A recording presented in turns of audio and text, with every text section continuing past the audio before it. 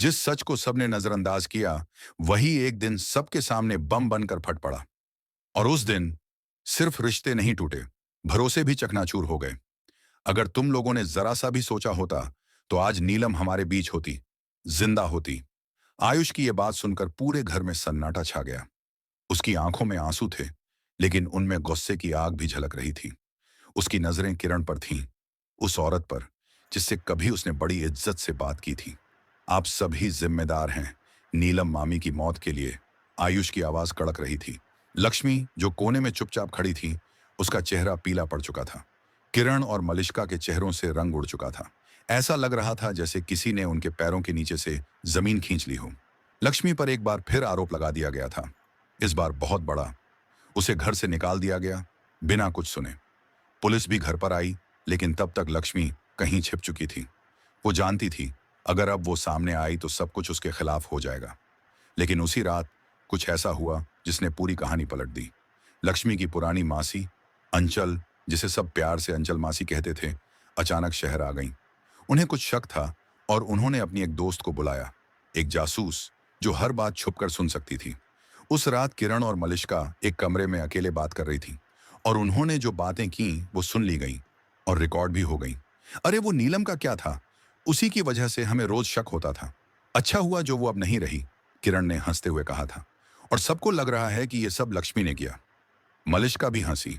उनकी ये बातें अंचल मासी की दोस्त ने छुप कर रिकॉर्ड कर ली, और अगले दिन वो रिकॉर्डिंग सीधे अंचल मासी के पास थी।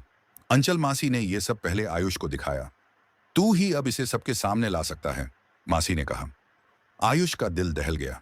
जिसे उसने कभी घर की बड़ी समझा, वही मामी की मौत के पीछे थी। उसे यकीन नहीं हुआ, लेकिन सबूत झूठ नहीं बोलते। लक्ष्मी चोरी छिपे घर में अपने बच्चों से मिलने आई थी। वहीं किरण और मलिष्का ने उसे देख लिया। दोनों उसके सामने आ गईं, आंखों में आग, चेहरे पर गुस्सा। तेरी हिम्मत कैसे हुई इस घर में कदम रखने की? किरण ने चिल्लाते हुए हाथ उठाया, लेकिन तभी एक हाथ ने किरण का हाथ पकड़ लिया। बस, एक शब्द और मत बोलिए लक्ष्मी के बारे में। यह आवाज थी आयुष की। मुझे सब पता चल गया है। जो बातें आप और मलिष्का ने की, वो सब रिकॉर्ड हो चुकी हैं। आप दोनों ने मिलकर मेरी मामी को मारा है, और फिर सारा इल्जाम लक्ष्मी पर डाल दिया। किरण और मलिष्का के चेहरों पर हवाइयां उड़ने लगी। ये क्या कह रहे हो आयुष? ये सब झूठ है।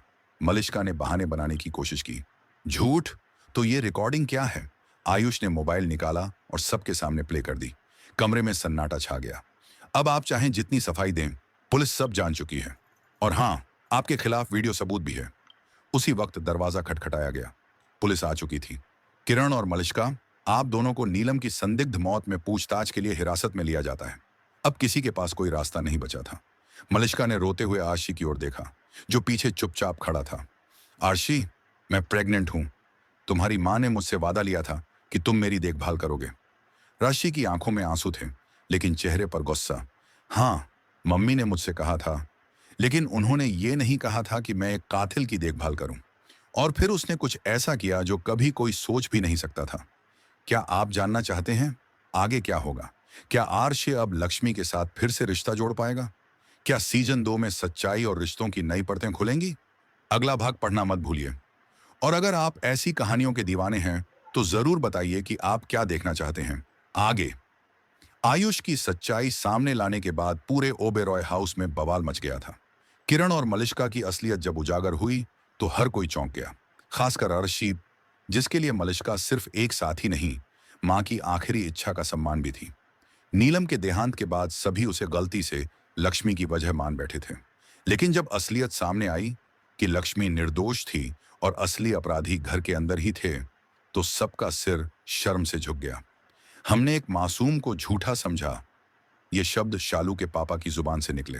अंचल मासी ने सबको शांत करते हुए कहा, अभी भी वक्त है अपने गुनाहों को स्वीकार करने का, लेकिन सबसे पहले हमें लक्ष्मी से माफी मांगनी होगी। लक्ष्मी अब भी खुद को दोषी मान रही थी। भले ही अब सबको सच पता चल गया हो, लेकिन वो जानती थी कि इतने महीने जिस दर्द से वो गुजरी है, वो किसी माफी से नहीं मिटेगा। मैंने कभी नहीं सोचा था कि मेरा ही परिवार मुझे ही नहीं समझेगा, लक्ष्मी ने शालू को गले लगाते हुए कहा। शालू की आंखें नम थीं। दीदी, अब कुछ मत सोचो, अब सब ठीक होगा। लेकिन क्या वाकई? पुलिस की गिरफ्तारी से पहले मलिष्का एक बार फिर भावनाओं का सहारा लेने लगी। मैं प्रेग्नेंट हूं, मुझे गिरफ्तार मत कीजिए। वो पुलिस के सामने रोने लगी, लेकिन इंस्पेक्टर ने सख्त लहजे में कहा, आपके पेट में बच्चा है, लेकिन उससे ज्यादा जरूरी है न्याय। कानून सबके लिए बराबर होता है। इसी बीच आरशी एक बार फिर सामने आया। उसका चेहरा भावशून्य था।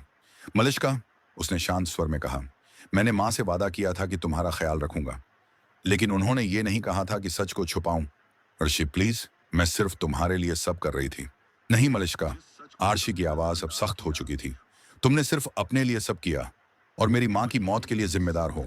और फिर सबके सामने उसने मलिष्का को घर से धक्का मारकर बाहर निकाला। अब तुम इस घर में कभी वापस मत आना और मत कहना कि कोई तुमसे प्यार करे, क्योंकि तुम इस लायक ही नहीं हो।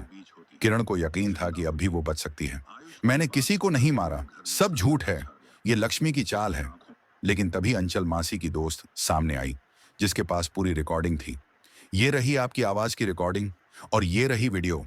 अब बचने का कोई रास्ता नहीं था। आरशी के पिता ने चुपचाप सिर झुका लिया। वो अब तक इस भ्रम में थे कि लक्ष्मी गलत थी, लेकिन अब उन्हें समझ आ गया था कि वो कितना बड़ा अन्याय कर चुके थे। लक्ष्मी, उन्होंने आगे बढ़ते हुए कहा, अगर हो सके तो हमें माफ कर देना। हमने तुम्हें कभी समझा ही नहीं। लक्ष्मी चुप थी। उसकी आंखों से आंसू बह रहे थे, लेकिन इन आंसुओं में अब दर्द के साथ साथ सच्चाई की चमक भी थी। ऋषि अब साफ साफ समझ चुका था कि वो किन भावनाओं में बह गया था। उसे एहसास हो गया था कि लक्ष्मी ही उसका सच्चा प्यार है और मलिष्का के साथ उसका रिश्ता सिर्फ एक जिम्मेदारी थी जिसे उसने जबरन निभाने की कोशिश की। लक्ष्मी, मैं जानता हूं कि मैंने बहुत बड़ी गलती की है, लेकिन अगर एक बार फिर से रश लक्ष्मी ने उसकी बात बीच में ही काट दी। अब सब कुछ पहले जैसा नहीं हो सकता। टूटे रिश्तों को जोड़ने में वक्त लगता है। मैं इंतजार करूंगा जब तक तुम चाहो। अब जबकि सच्चाई सामने आ चुकी थी और अपराधियों को उनके अंजाम तक पहुंचाया जा चुका था, तो घर में धीरे धीरे सब सामान्य होने लगा। बच्चे एक बार फिर मुस्कुराने लगे। लक्ष्मी को अब घर में इज्जत मिलने लगी, लेकिन वो अब पहले जैसी नहीं थी। उसकी आंखों में वो मासूमियत नहीं थी जो एक साल पहले थी। अब वो और मजबूत थी, शांत लेकिन दृढ़। किरण और मलिष्का को तो सजा मिल गई थी, लेकिन पुलिस की फाइल में एक नाम और था जो अब तक छुपा हुआ था। एक ऐसा नाम जिसने पर्दे के पीछे रहकर पूरे खेल को चलाया था, और वो नाम जल्द ही सामने आने वाला था। क्या आप जानना चाहते हैं वो तीसरा राज कौन है? और क्या आरशी लक्ष्मी फिर से एक हो पाएंगे? जब सबको लगा कि अब कहानी का अंत आ गया है, तभी एक नई परत खुली जो नीलम की मौत से भी ज्यादा चौंकाने वाली थी।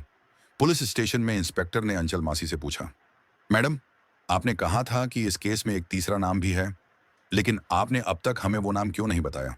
अंचल मासी ने गहरी सांस ली और अपने बैग से एक पुराना लिफाफा निकाला। इसमें उस इंसान की पहचान है जो पर्दे के पीछे रहकर सब कुछ चला रहा था।